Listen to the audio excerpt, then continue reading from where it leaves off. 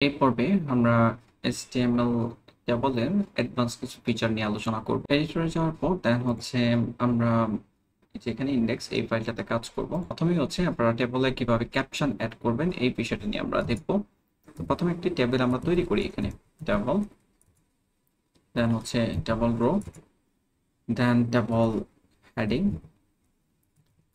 Purchase. আমি আরো কিছু হেডিং এখানে নিচ্ছি। পারচেজের পর এই জায়গায় সেম ডেট, তারপর হচ্ছে কস্ট। ওকে, তো ধরেন আপনি কিছু জিনিস পারচেজ করবেন, এটা টি না, সরি টিএচ হবে, যেহেতু আমি হেডিং নিচ্ছি। ওকে, কিছু জিনিস পারচেজ করবেন, ওটা লিস্ট আকারে আপনি ডাটাগুলো রেখে দিবেন আর কি।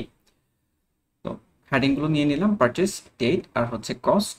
এখন আমরা প্রোডাক্টের নাম, কি পারচেজ করলেন, যা বললাম টিআর, দেন টিটি। ধরেন আপনি একটা মোবাইল পারচেজ করলেন, ঠিক আছে। এখন টেবল ডাটা হবে, হ্যাঁ, টিটি এলিমেন্ট আমরা ব্যবহার করব। এখন কবে পারচেস করেছেন, ফর এক্সাম্পল 14, 11 কিছু একটা দিলাম আর কি। আপনি ইয়ার যদি লিখতে চান লিখতে পারেন টিডি। তারপর হচ্ছে কস্ট, আপনি কত টাকায় জিনিসটা কিনেছেন। ফর এক্সাম্পল আমি এখানে 10,000 টাকা প্রাইস দিয়ে দিলাম, দেখতে পাচ্ছেন এখানে আসছে। তো এটা হচ্ছে একটা কি বলে, একটা জিনিস আমরা পারচেস করলাম, ওটার যে ডাটাগুলো রয়েছে ওগুলো এন্ট্রি করলাম এখানে। তো একইভাবে আমরা আরো করতে পারি। তো আমি টিআর পুরো এলিমেন্টে আমি কপি করতেছি, কপি করার পর দেন এই জায়গায় ধরুন আপনি একটা ল্যাপটপ কিনলেন, ল্যাপটপ, এটার দাম আমি ধরতেছি সেম 50,000। ওকে, এখন আমরা চাচ্ছি যে এটার উপর একটা ক্যাপশন অ্যাড করতে। আমরা চাইলে অ্যাড করতে পারবো কিভাবে, এই জায়গায় ডাবল যেখানে শুরু হয়েছে ঠিক তার নিচে আমরা ক্যাপশন এলিমেন্ট ব্যবহার করতে পারি। দেন হচ্ছে এখানে লিখে দিলাম স্পেন্ডিং রেকর্ড। ওকে, দেখতে পাচ্ছেন স্প্যানিং রেকর্ড আসছে। এখন এটাকে একটু স্টাইল করে নিব। স্টাইলের ব্যাপারটা এর আগের লেসনে আমরা আলোচনা করেছি, আপনারা জানেন। তো আমি জাস্ট চটপট করে ফেলতেছি। টেবল আমরা সিলেক্ট করলাম, তারপর হচ্ছে বর্ডার কলাপস ব্যবহার করব।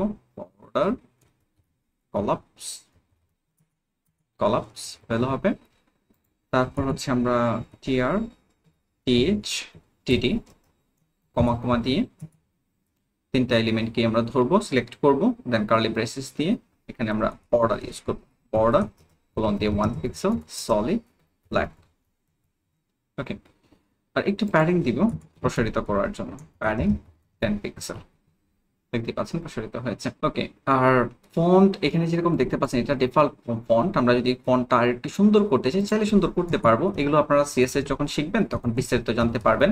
আমি জাস্ট অল্প একটু ব্যবহার করতেছি। ফন্ট ফ্যামিলি কোলন দিয়ে সেন্স সেরিফ।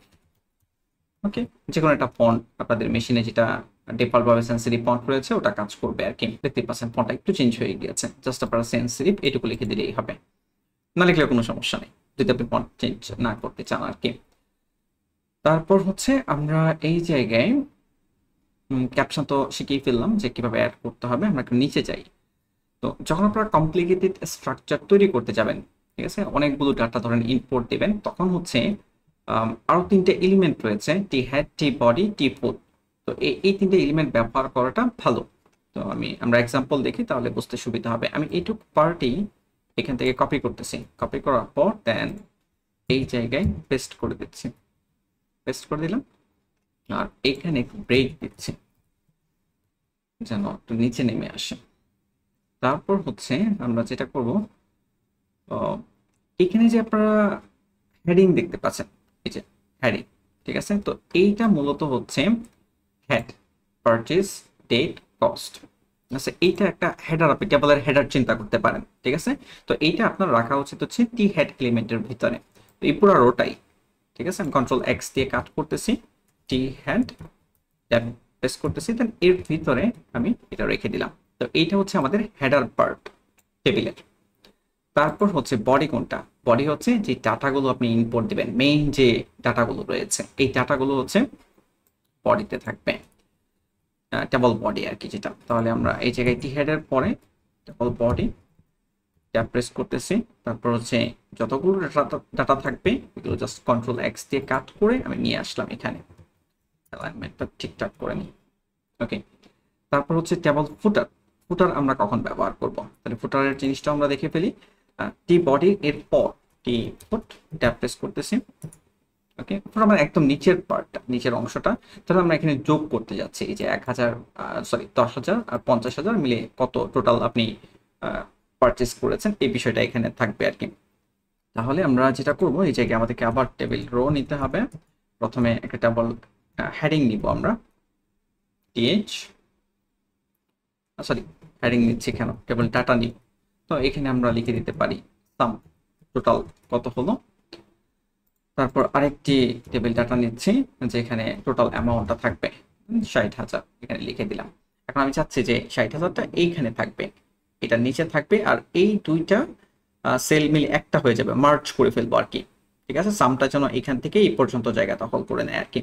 তো এইটার জন্য আমাদেরকে যেটা করতে হবে, এই যে টিডি যেখানে সাম রয়েছে, এই জায়গায় কল স্পান অ্যাট্রিবিউট ব্যবহার করতে হবে 2, যেহেতু দুইটা মিলে একটা হবে, যে মার্জ হয়ে গেল। দেখতে পাচ্ছেন সাম 60,000। তাহলে যে নিচের যে পার্টটা রয়েছে এটা হচ্ছে টেবিলের ফুটার। আশা করি আপনারা বুঝতে পেরেছেন। তারপর নেস্টিং টেবিল নিয়ে আমরা একটা আলোচনা করব। আমি এই পুরো টেবিলটাই কপি করতেছি এখান থেকে।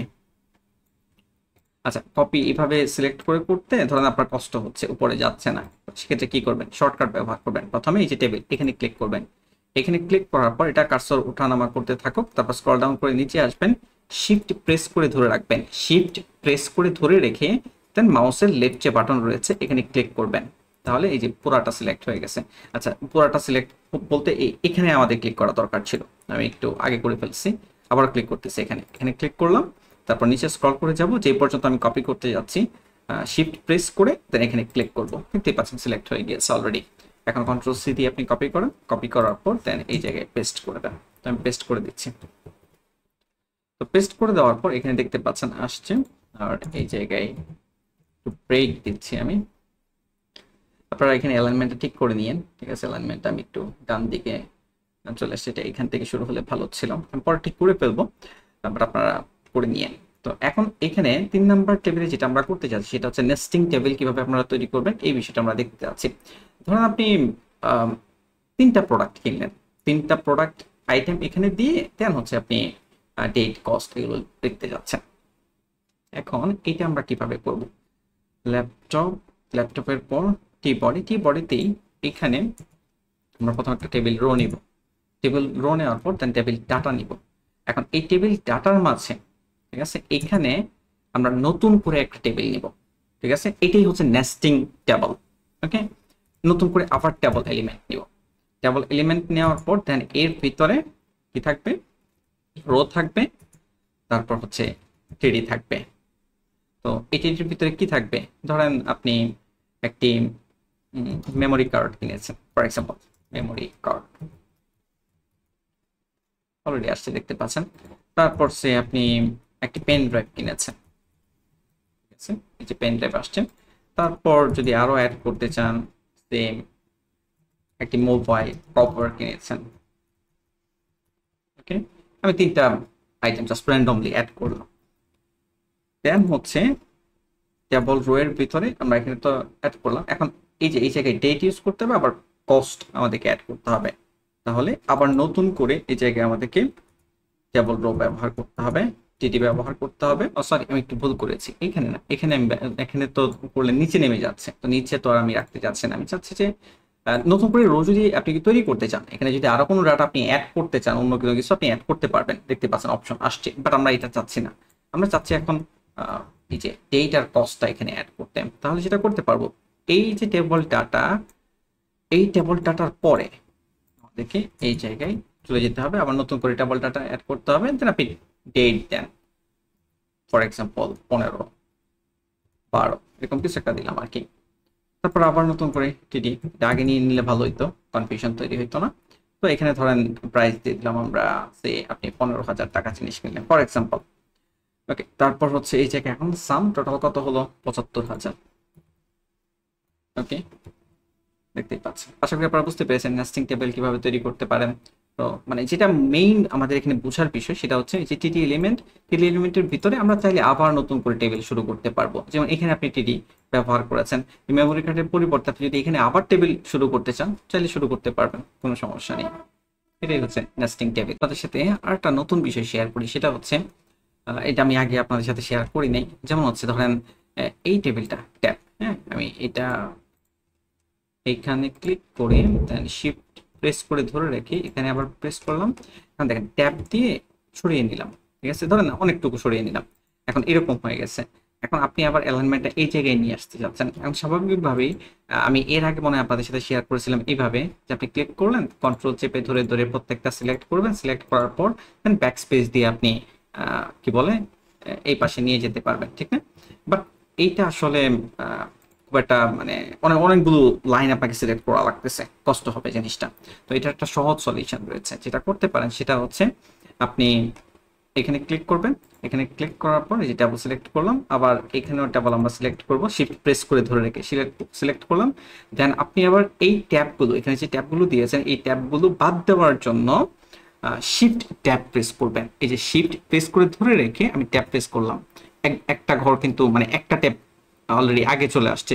তো আমি 1 2 3 তিনবার প্রেস করলাম, শিফট প্রেস করে ধরে রেখে দেন ট্যাব প্রেস করলাম, দেখতে পাচ্ছেন অ্যালাইনমেন্টটা কিন্তু ঠিকঠাক হয়ে গিয়েছে। এই কাজগুলো আরো সহজে করা যায়, বিভিন্ন কি বলে এক্সটেনশন রয়েছে, ওগুলো নিয়ে আমরা পরে আলোচনা করব। আপাতত যতটুকু দেখালাম এইটুকুই আপনারা ভালো করে প্র্যাকটিস করবেন এবং শেখার চেষ্টা করবেন। Thank you.